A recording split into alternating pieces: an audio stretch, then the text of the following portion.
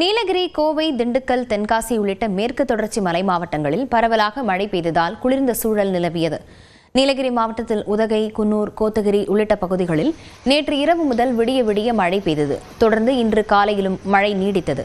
கோத்தகிரி சுற்றுவட்டாரத்தில் காலை முதல் கடும் பனிமூட்டத்துடன் கனமழை கொட்டியது. இதேபோல் குன்னூர் மற்றும் உதகையில் மழையுடன் பனிமூட்டம் காணப்படுவதால் கடும் குளிர் நிலவுகிறது. இதனால் இயல்பு வாழ்க்கை பாதிப்படைந்துள்ளது.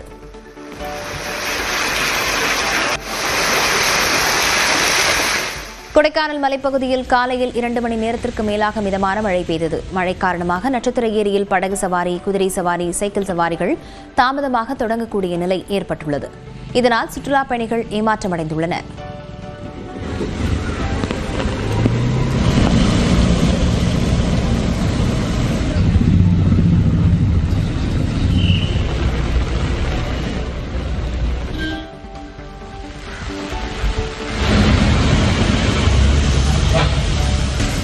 மேற்கு தொடர்ச்சி மலைப்பகுதிகளில் பெய்து வரும் தொடர் சாரல் மழையால் குற்றால அருவிகளில் தண்ணீர் வரத்து அதிகரித்துள்ளது. இதனால் விடுமுறையை கொண்டாட வந்த சுற்றுலா பயணிகள் உற்சாகமடைந்தனர். விவரங்களுடன் செய்தியாளர் செந்தில் இணைந்திருக்கிறார். செந்தில், விவரங்களை பதிவு செய்யலாம்.